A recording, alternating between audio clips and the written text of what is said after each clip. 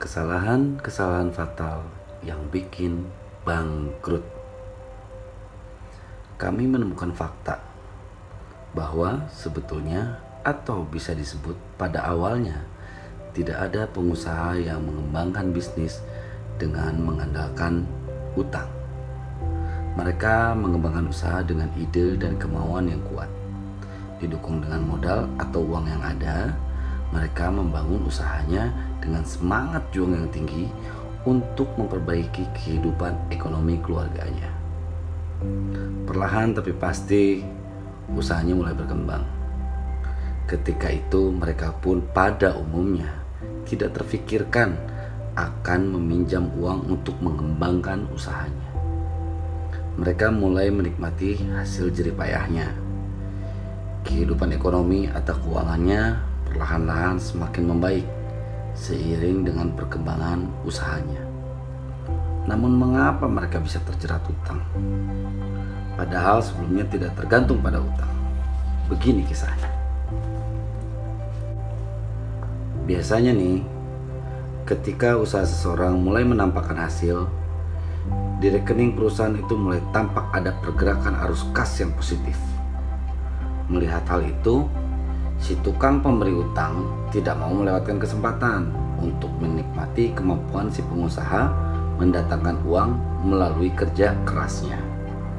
Mulailah ada pihak-pihak tertentu nih yang mengetahui perkembangan rekening itu, menawarkan bantuan tanda kutip ya, tambahan modal untuk mengembangkan usahanya.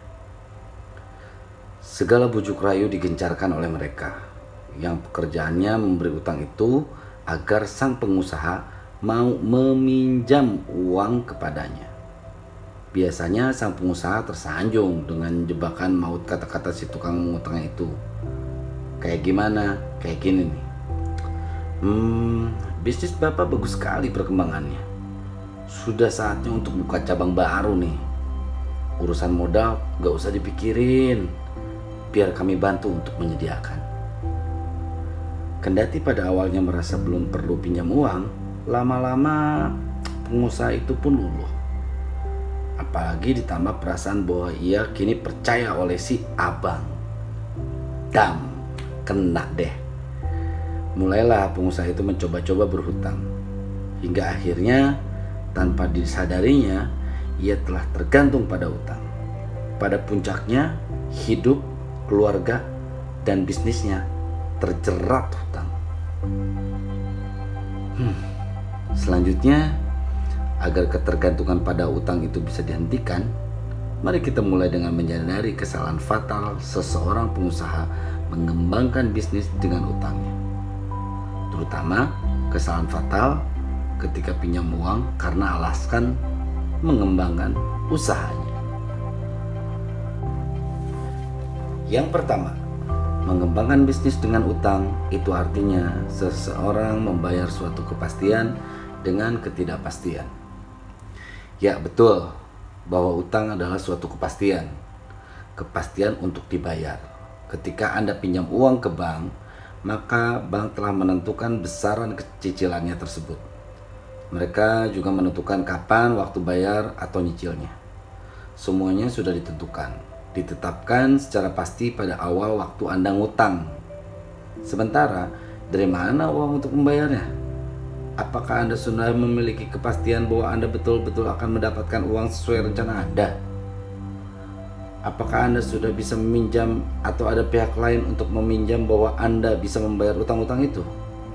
Ternyata nih, jika mau berpikir jernih sedikit saja, tidak ada yang bisa meminjam atau menjamin untuk memberikan kepastian bahwa Anda akan benar-benar mendapatkan penghasilan untuk membayar utang sesuai dengan rencana Anda. Pada saat yang sama, penghasilan adalah sesuatu yang ketidakpastian. Tidak ada yang bisa memastikan bahwa kita akan punya penghasilan sekian atau sekian. Penghasilan adalah sesuatu yang tidak pasti waktunya dan tidak pasti juga jumlahnya. Kita hanya bisa merencanakan untuk mendapatkan penghasilan sekian, namun tidak bisa memastikannya. Pernahkah Anda mengalami ketika tagihan sudah jatuh tempo, ternyata uang yang Anda harapkan belum juga masuk sesuai rencana, sehingga Anda pusing 13 keliling untuk mencari uang buat bayar cicilan yang telah Anda percaya bisa membayarnya? Cedera janji untuk melunasi hutang-hutang Anda? Nah, itu dia maksudnya, bahwa utang adalah suatu kepastian, sedangkan penghasilan adalah ketidakpastian. Hanya orang BODOH alias dungu saja yang mau membayar kepastian dengan ketidakpastian.